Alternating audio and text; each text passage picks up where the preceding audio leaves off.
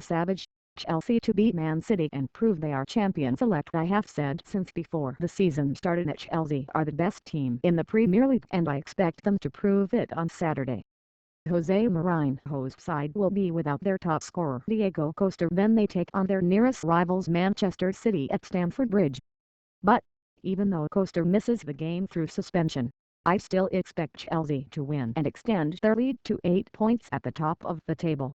As we saw in their heavy defeats by Tottenham and Brentford, Chelsea are far from invincible, and they do have weaknesses. The question is whether City are in a position to exploit them. In a game I think they have to win. Reds show a way through the Blues. Chelsea's attack has improved significantly since last season, scoring more goals from fewer shots, but their defense is still their greatest strength. Only Southampton have conceded fewer Premier League goals than them this season, and the Blues have the best record in the top flight in terms of fewest shots on target faced, 60 in 22 games, and most clean sheets, 11. The way Chelsea protect their centre halves is a big reason they are so good at the back, but there is a way through that shield.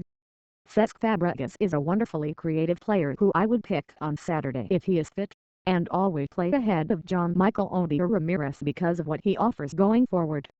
He has more assists and has created more chances than anyone else in the Premier League this season. But, when Fabregas partners Nemanja Matic in front of the defence in Chelsea's usual 4-2-3-1 formation, it gives them a slight issue defensively. Liverpool's Philippe Coutinho demonstrated that weakness brilliantly on Tuesday night in the second leg of their Capital One Cup semi-final against the Blues. Coutinho constantly found the space that Fabregas left behind when he went forward. As good as Matic is, he could not get across to cover in time, so Coutinho was able to drive at the heart of the Chelsea defence. City's problem is making the most of that situation in the same way. Sergio Aguero loves buzzing around in that area between defense and midfield, but he has been short of his best form since returning from injury. Aguero is yet to score or provide an assist in the 203 minutes he has played since recovering from the knee injury he sustained against Everton in December. In the same period before he was sidelined, he scored 4 goals and made 2 more. On top of that, Samir Nasri is injured and Yaya Toure is still away at the Africa Cup of Nations with Ivory Coast. With those two absent, City relied heavily on David Silva to open teams up. You would expect Matic to be asked to take care of him on Saturday, and, as we saw against Arsenal a fortnight ago, if you stop Silva then you pretty much stop City at the moment.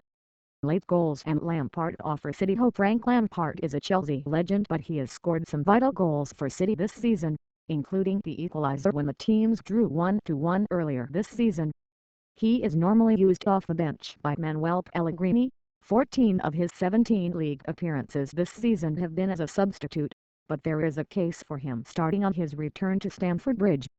City need an attacking alternative to Silva, and Lampard could be City's version of Coutinho, making runs off the back of Fabregas. Lampard is so clever with the way he does it that he is very hard to pick up. Lampard might not last the 90 minutes but would definitely give Chelsea more to think about than Fernando and Fernandinho, who are not going to run in behind the Chelsea defence like he does. Even if he starts on the bench, Lampard could still play a key role if the game is still in the balance late on. This season, Chelsea have conceded a higher proportion of their goals, 7 out of 19, in the last 15 minutes of games than any other Premier League team. And they have been guilty of dropping deep after taking the lead in big games, something they cannot afford to do again against City. They had 55% of possession in the 10 minutes before Andre Schürrle put them ahead at Etihad Stadium in September, but that dropped to 26% in the 10 minutes afterwards, despite City being down to 10 men. It was a similar story when Chelsea drew 1-1 with Manchester United at Old Trafford in October. Chelsea had 64% of possession in the 10 minutes before Didier Drogba put them ahead, but only 45% in the 10 minutes after. On both occasions, they left the opposition back in the game and, ultimately, dropped points. If they take the lead against City on Saturday, Chelsea need to stay on the front foot, and not sit back this time. Then they do that, they can be their own worst enemy. City have bigger issues at the back. These are the two best teams in the Premier League and they both have some fantastic individual players. In a combined XI, When everybody is fit and available, I would have 5 outfield players from each club in the 4-2-3-1 formation that both managers favor. Chelsea have the best team, though, which is why I am backing them on Saturday. To hurt Chelsea, City will need to play at a much higher tempo than they did against Arsenal, when their passing was much too slow. City have had more possession and played more passes more accurately than any other Premier League team, but that will not bother a team like Chelsea, who are solid and can be so devastating on the break. Besides, Pellegrini's side have more to worry about at the other end of the pitch. They have not conceded many goals, but defensively, City have been all over the place in recent weeks. Whoever has been playing at the back, they have been opened up far too easily and have had too much, what I would call, lazy defending. Players not covering runs or following opponents. Then they play 1-2s. It is not a game Chelsea need to win, because they are already 5 points clear, but I think Mourinho will want to make a statement by beating City. For me, the result is more important for Pellegrini because his predecessor Roberto Mancini was sacked after a trophyless season in 2012-13. City are already out of both domestic cups, and if they lose this weekend, as I expect them to, then the title race is effectively over.